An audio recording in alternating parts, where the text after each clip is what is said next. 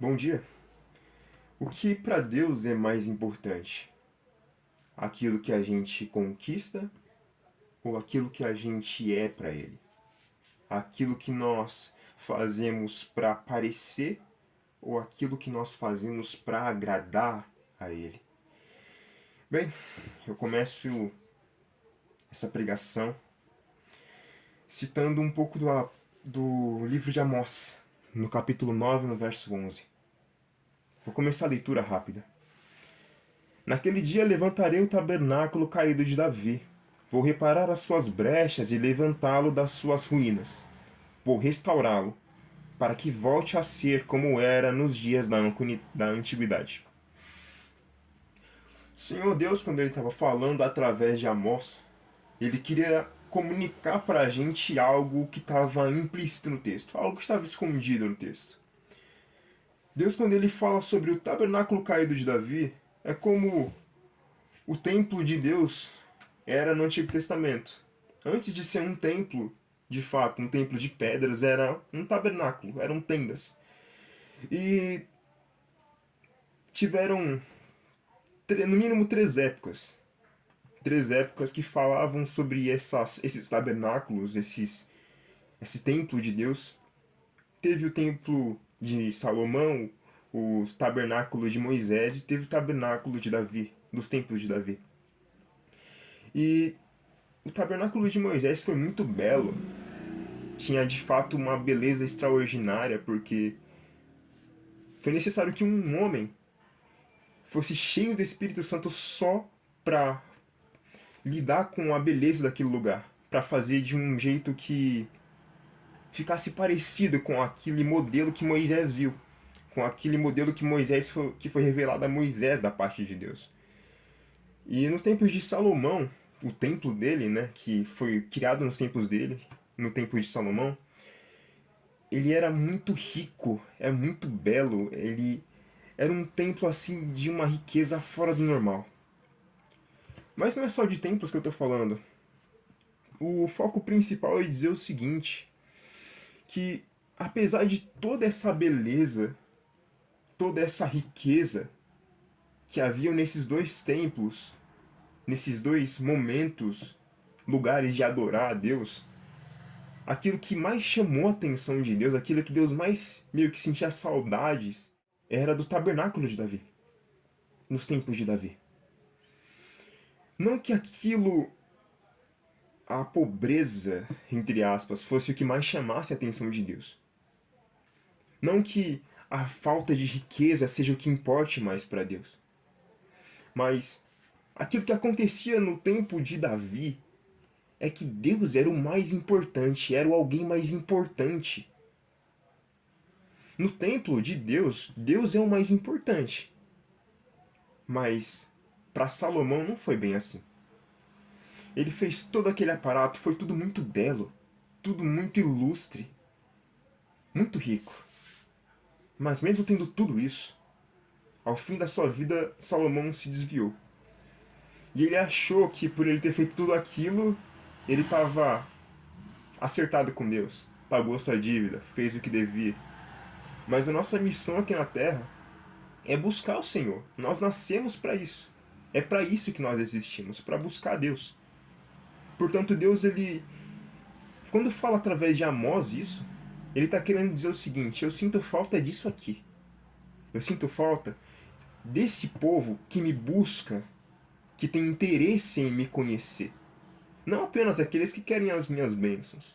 Não apenas aqueles que querem fazer exatamente o propósito que eu tenho para a vida deles. Não é só isso. Não é só pregar para uma ou duas pessoas, ou milhares, ou milhões de pessoas. É amar a Deus. E amar a Deus é muito maior do que cumprir um propósito. Bem, eu quero dizer isso pegando agora um verso do livro de 2 Crônicas, no capítulo 7, no verso 1. Quando Salomão acabou de orar, ele estava orando a Deus, né, diante das pessoas, ele disse o seguinte, aliás, quando ele acabou de orar, aconteceu o seguinte: desceu fogo do céu e consumiu o holocausto e os sacrifícios, e a glória do Senhor encheu o templo. Então, Salomão estava fazendo um sacrifício para Deus, ele estava honrando a Deus com um holocausto, com uma entrega. Mas desceu fogo do céu e, poxa, parando para pensar, Deus nunca respondeu Davi com fogo descendo do céu. Deus nunca fez certas coisas que fez na vida de Salomão, que fez na vida de Salomão, na vida de Davi. E aí que a gente pensa, poxa, tem tantos lugares que tem tantos milagres, que tem tantos sinais, mas será que Deus está se agradando daquelas pessoas?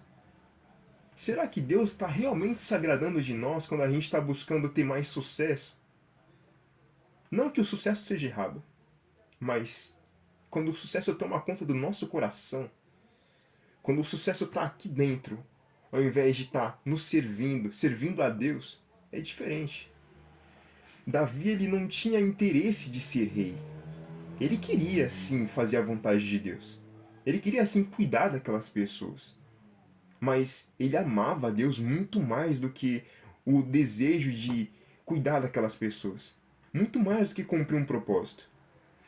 Bem, Jesus ele falou o seguinte, só concluindo, que quando foi perguntado sobre o que era o maior mandamento, ele disse que era, sem dúvida, né, sem titubear, ele falou que era amar a Deus sobre todas as coisas. E o segundo, que é semelhante a esse, que é amar o próximo como a si mesmo. Então, quando a gente ama a Deus, é inevitável que a gente ame o próximo. Mas quando a gente só ama o próximo, é impossível. De fato, é impossível que a gente cumpra os dois mandamentos. Porque se a gente não ama a Deus, a gente não ama o próximo. Se a gente ama o próximo, mas não ama a Deus, o nosso amor pelo próximo é fingido. É um amor pela metade. É cumprir os mandamentos pela metade, porque Jesus é quem é a nossa fonte de amor. Deus é a nossa real fonte de amor. Então, dito tudo isso, que a gente venha viver uma vida como Davi viveu. Davi ele falou o seguinte em um dos seus salmos que ele escreveu, né? Uma coisa eu peço ao Senhor, e essa eu buscarei, que eu possa estar na casa do Senhor todos os dias da minha vida. O desejo de Davi era estar na presença de Deus. E quando a gente não tem esse desejo dentro da gente, pode ser que a gente acabe errando como Salomão errou. Que a gente queira construir um templo estrondoso, mas o amor a Deus está jogado lá no canto, jogado para escanteio. Tem mais alguns exemplos, como a igreja de Éfeso, que abandonou o primeiro amor, mas o foco principal é dizer isso. De que adianta ter tudo e não ter nada? De que adianta ter tudo nesse mundo e não ter Deus no coração? É impossível que a gente de fato venha a se sentir completo, feliz, sem Deus no coração, sem ser cheio do Espírito Santo. Então, não importa se são muitos ou poucos sinais que acontecem nas nossas vidas. Pode ser que às vezes uma vida simples venha mostrar, manifestar o reino de Deus para as pessoas muito mais do que uma vida cheia de sinais e poderes e milagres e coisas estrondosas. A graça de Deus se manifesta em tudo e em todos, mas tem coisas que Deus valoriza muito mais. E os milagres não estão em primeiro lugar, mas o amor está. O amor a Deus e o amor ao próximo. Amém? Deus abençoe.